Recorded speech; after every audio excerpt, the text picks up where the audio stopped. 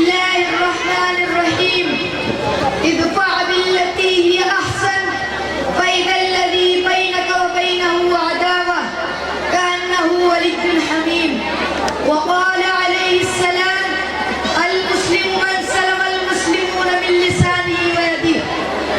صدر جلسہ سامعین اکرام، بلا تمہید و صراحت ہے کہ جب بھی دنیا میں مذہب کے نام پر فساد و دہشت گردانہ حملے ہوتے ہیں تو دنیا کسی ایسے دین و مذہب کی منتظر ہوتی ہے اور ایسے مسلم و مربی کی راہ دیکھ رہی ہوتی ہے جو انسانیت کو اس کا حق دلوائے، جو بنی آدم کو جہنم کے گھڑے میں گرنے سے بچائے، جو فساد و دہشت گردی کی تاریکیوں کو اپنے امن و آشتی کی شمع سے ظاہر کرائے.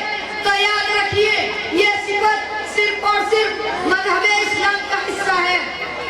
مشکل تھے راستے آسان ہو گئے، مشکل تھے راستے آسان ہو گئے، دشمن یہ دیکھ کر حیران ہو گئے.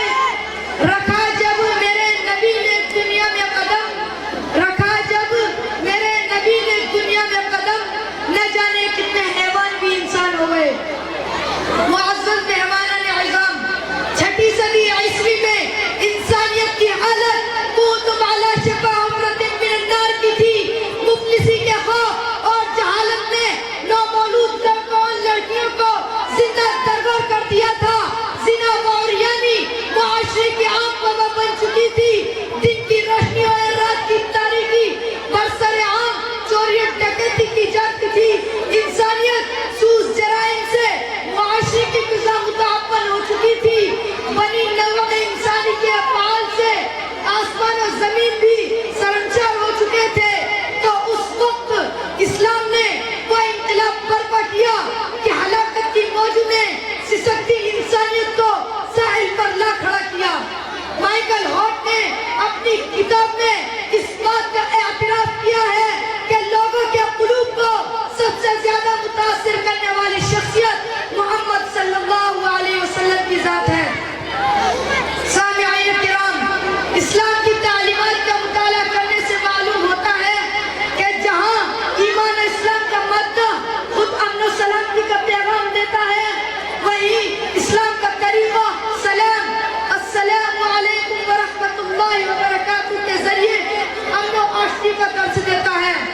ایک طرف انما المؤمنون اخوہ کے ذریعے آپسی بھائی چارگی کا حکم دیتا ہے، تو دوسری طرف انما المؤمنون اخوہ کے ذریعے جان و مال پر دست درازی کو مومن کی شان کے خلاف قرار دیا. تو کہیں الفتنۃ نائمۃ لعن اللہ من ایقظا کہہ کر قول فعل ہر طرح کے فتنے کو اللہ کی لعنت کا مستحق ٹھہرایا. وحدت و اتحاد کو فروغ دیتے ہوئے کبھی تو یہ اعلان کیا کہ الخلق عیال اللہ فاحب الخلق الی اللہ من یحسن الی عیالی، تو کبھی برائی کا بدلہ اچھائی سے دینے کا حکم کرتے ہوئے ولا تستوی الحسنۃ ولا السیئۃ ادفع بالتی ہی احسن کی تعلیم دی.